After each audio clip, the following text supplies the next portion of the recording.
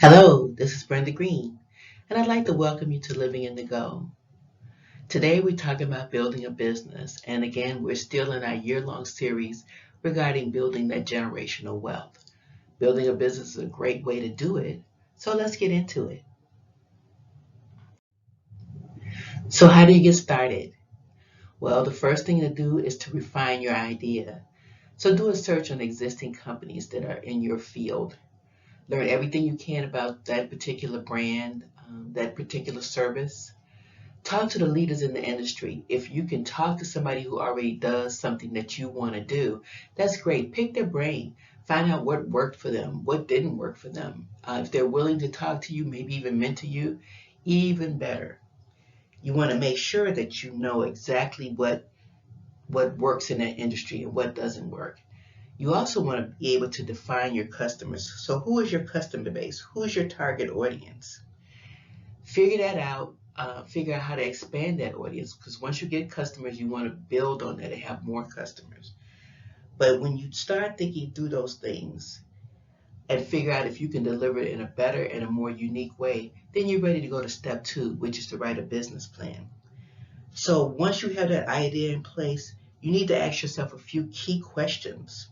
So what's the purpose of your business? Who are you selling to? What are your end goals? And how will you finance this startup? These are questions that are answered in a very well written business plan.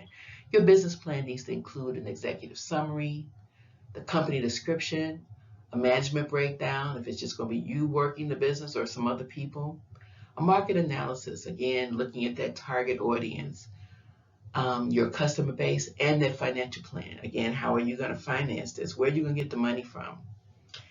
The third thing is to assess your finances.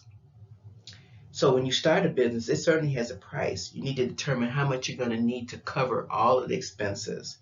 You need to figure out if you need to borrow money, if you're going to use your savings, if you're planning to leave your current job. Do you have the money in place to support yourself while you're doing this venture? You need to perform a break-even analysis. In other words, look at your fixed costs divided by your average price, your variable costs, and that gives you your break-even points. Watch your expenses. You want to choose the right bank when you're going into business with this. All of those things come into play. So if you're planning on doing all these things, when you think it through, part of your business plan is to assess those finances and put all of that in play. Those things will help you to be very focused on your business and not worry about the little incidentals, because all of that will be in your plan and you'll know exactly what to do.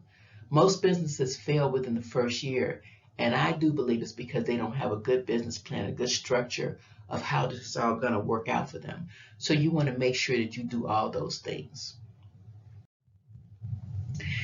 Now, I do have my beliefs. I share those with you regularly, so I'm going to do that again today. So keep working your regular job until you work out all the kinks. In other words, it's great to have that business idea and that plan, but if you jump into it without the right financing, you're going to be in big trouble. And you still have to live while you're building this business. So if it has to start as a side hustle, a lot of people do it that way. And when they can turn a profit, then they realize they're ready to leave their regular job and devote full time to that business. If you're working with family, you need to be real clear about the responsibilities and the finance. So if you put all the upfront money in and you have family members working with you, but they think they need an equal partnership in it, you need to talk about that before you even get started. Be clear about those expectations and have an exit strategy. Again, if something is not working, you need to be able to know how you can get out of that, especially financially. You need to have something in place so there's minimal effect on you if you do have to leave a certain sector or a certain market or the business altogether to start something new. Have that in place. And your exit strategy should be a part of your business plan as well. If your idea is very novel, meaning that no one has ever come up with it before, then keep it to yourself, because people will steal a great idea. I think about all of the technology that's out there today.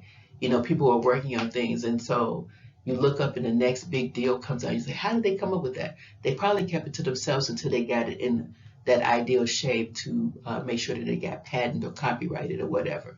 So keep great ideas to yourself. I always say follow your passion and it will get you there. So if you have something that you're really passionate about, that will come through in the product that you produce, that service that you give to people. They will feel it and they will ride that ride with you. And as I always say, a goal is just a wish without a plan. So if you want to have that great business, do it. But you need to plan for it. You need to put everything in place so that it will actually happen for you. Again, I repeat over and over again, having a business is a wonderful opportunity for you. It's a great thing to do, but plan it all out. Thank you so much for your time and attention. If you like this presentation, then hit the like button, share it with your friends. If you haven't subscribed already, I encourage you to do that because we're building a movement here. We want to make sure that people are financially savvy, that they have the lives that they want to live, that they build that generational wealth as something they can leave as a legacy to their family going forward. So thanks so much and have a great day.